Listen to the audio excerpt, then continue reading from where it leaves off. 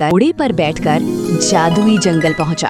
वहां एक चमकता हुआ विशाल आम का पेड़ था जिस पर सुंदर परियां बैठी थीं। राजा धीरे धीरे पेड़ के पास गया और सावधानी से बाएं हाथ से आम तोड़ा और दाएं हाथ से पकड़ लिया। परियां एक दूसरे को देखने लगी और मुस्कुरा उठी। ठीक है, तुम आम ले जा सकते हो, लेकिन याद रखना, इस आम का असर हर किसी पर एक जैसा नहीं होगा। राजा बिना कुछ समझे परियों की बात मानकर जादुई आम ले लेता है। उसके चेहरे पर खुशी और आंखों में उम्मीद थी, लेकिन उसे नहीं पता था कि ये आम उसकी जिंदगी बदलने वाला। खुशी खुशी जादुई आम लेकर महल लौटता है और बड़ी रानी को उसे 7 हिस्सों में बांटने को कहता है। बड़ी रानी आम के 7 हिस्से करती है। सभी रानियां खुशी खुशी आम खा लेती हैं, लेकिन सबसे छोटी रानी के हिस्से में केवल गुठली आती है। शायद यही मेरे भाग्य में था। वो बिना शिकायत के गुठली भी खा।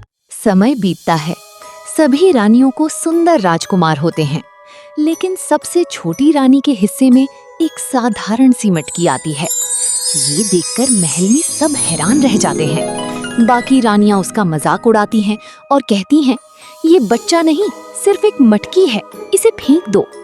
लेकिन बड़ी रानी आगे बढ़ती है, मटकी को प्यार से सीने से लगा लेती है और दृढ़ स्वर में कहती है, ये मेरा बच्चा है, मैं इसे ही पालूंगी।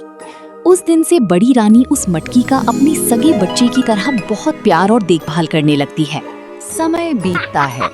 अब महल में 6 राजकुमार बड़े हो जाते हैं, लेकिन सभी बहुत शरारती होते हैं।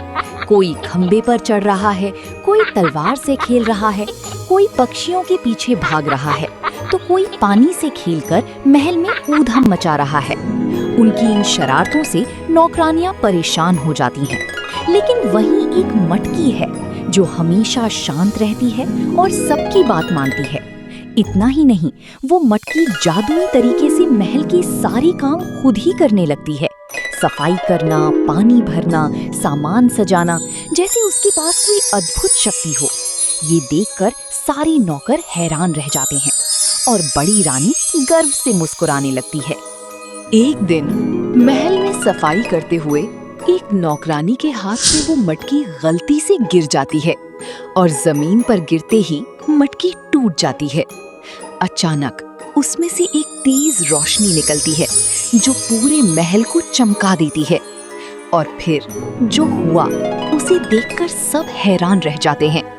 आखिर ऐसा क्या हुआ? जानने के लिए देखिए इसका तीसरा भाग।